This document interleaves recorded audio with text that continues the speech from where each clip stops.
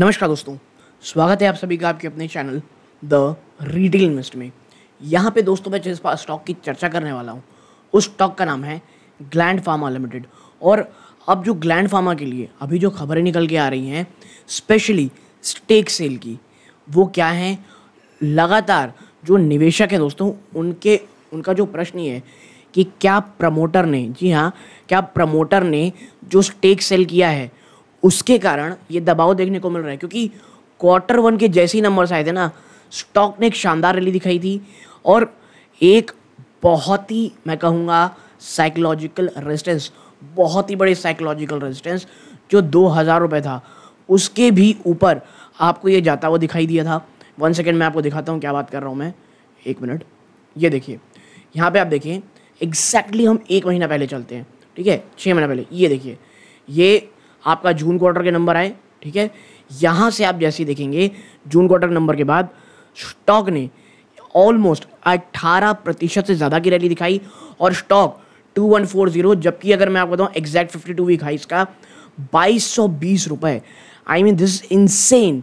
18%, almost आप कह सकते हैं 20% की आपको इस स्टॉक ने भाई साहब रैली दिखाई। और उसके बाद अब जब मैं ये वीडियो रिकॉर्ड कर रहा हूँ दोस्तों, ये है आप कह सकते हैं 31 अगस्त की रात को, लगभग 31 अगस्त का हो रखा है और रात को 3 बजे के आसपास मैं वीडियो रिकॉर्ड कर रहा हूँ।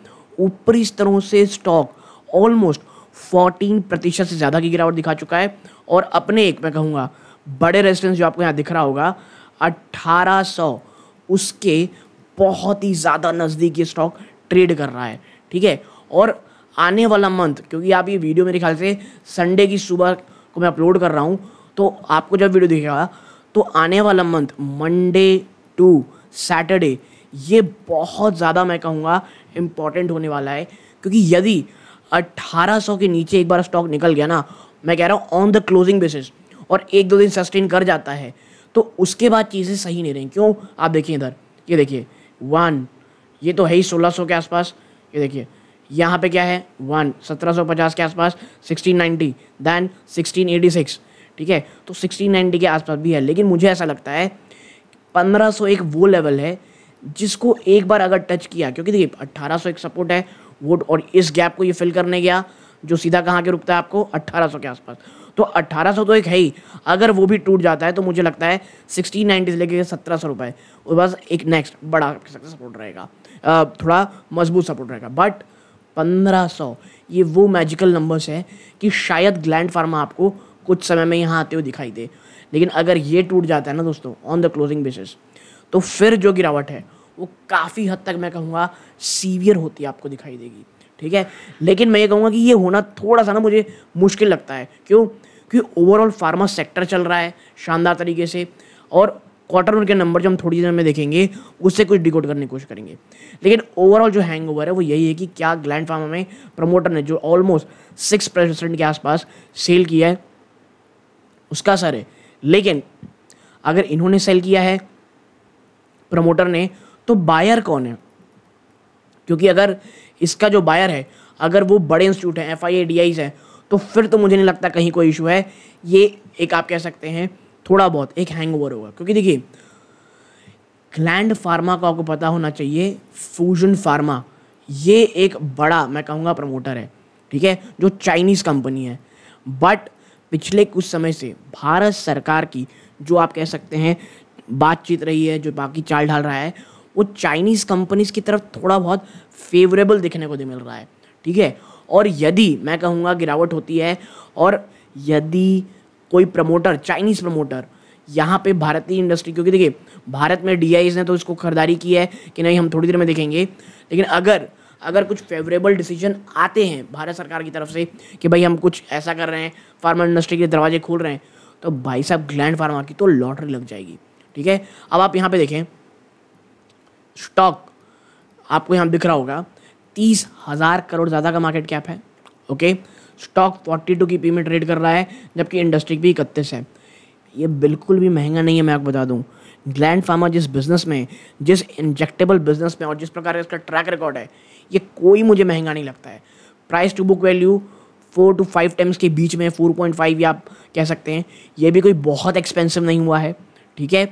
ROC ROE मैं कहूँगा मैनेजेबल है, डेट टू इक्विटी तो ना के बराबर है दोस्तों। इतना कैश है इस कंपनी के पास कि क्या ही बताएं।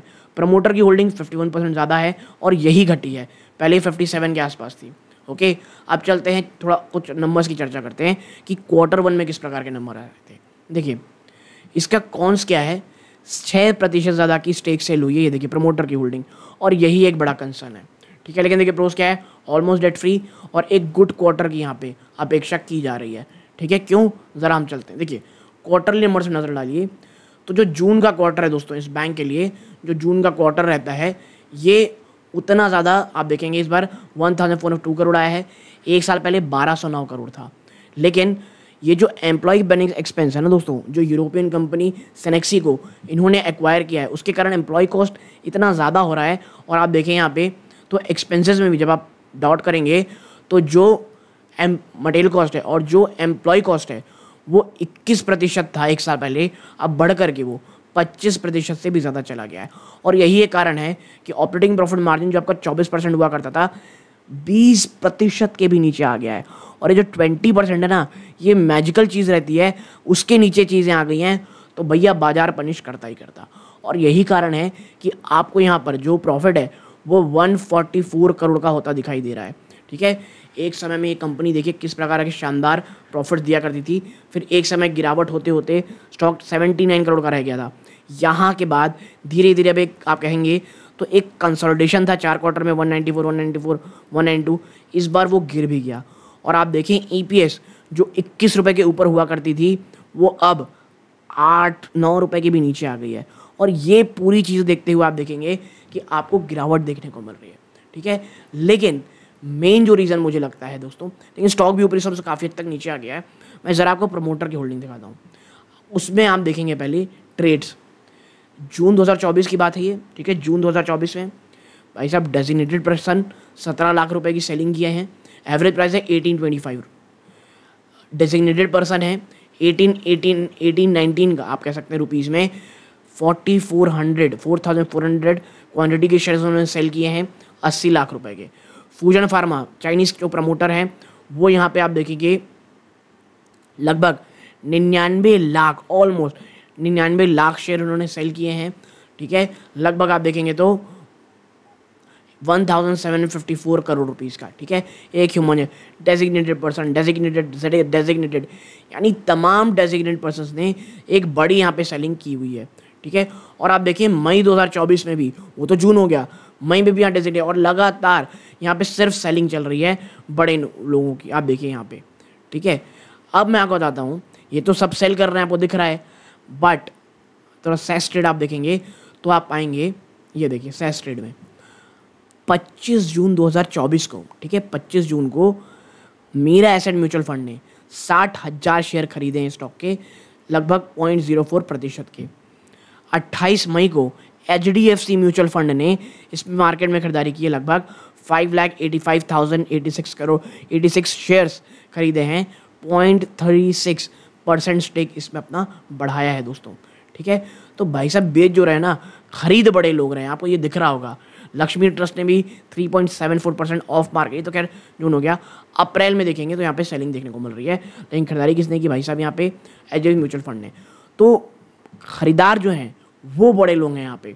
इसके साथ ही साथ FIIs का देखेंगे तो आपको यहाँ पे नंबर्स जो 3.59 था वो बढ़ करके 6.8 दिखेगा। DIIs 25.23 से बढ़ करके 32.83% रहे, आप कह सकते हैं होल्डिंग हो गई है। पब्लिक की होल्डिंग यहाँ पे घटती दिखाई दे रही है। और आप देखें यहाँ पे तो जो DIIs है वहाँ पर अभी जो एंट्री हुई है वो है निप्पॉन लाइफ इंडिया ट्रस्टी की 6% से भी बड़ा स्टेक उन्होंने यहाँ पे खरीदा है। कितना? 6% से भी बड़ा स्टेक। ओके, इसके साथ ही साथ Mirae Asset large cap fund, यहाँ पे भी इन्होंने अच्छी यहाँ पे फंड है। ICICI प्रूडेंशियल का इसमें स्टेक है। HDFC म्यूचुअल फंड का 6% ज़्यादा का स्टेक हो गया है। तो बड़े निवेशक बहुत हैं इसमें। तो आप ये याद रख सकते हैं कि भले प्रमोटर सेल कर रहा है, लेकिन यहाँ पर जो बड़ा हाथ है निवेशकों का, आप कहेंगे जो खरीदारी की है वो FIIs DIIs ने की है। तो जो प्रमोटर की सेलिंग है वो मैं कहूँगा उतना ज़्यादा चिंताजनक नहीं लग रही है, क्योंकि जो बायर्स हैं वो बड़े इंस्टीट्यूट्स हैं। स्पेशली DIIs दोस्तों। ठीक है, तो एक छोटी सी एनालिसिस आप लोगों के साथ शेयर करनी थी। अगर ये वीडियो अच्छी लगी हो वीडियो को लाइक करके चैनल को सब्सक्राइब जरूर कीजिएगा। ये श्रीकांत है, जय हिंद दोस्तों।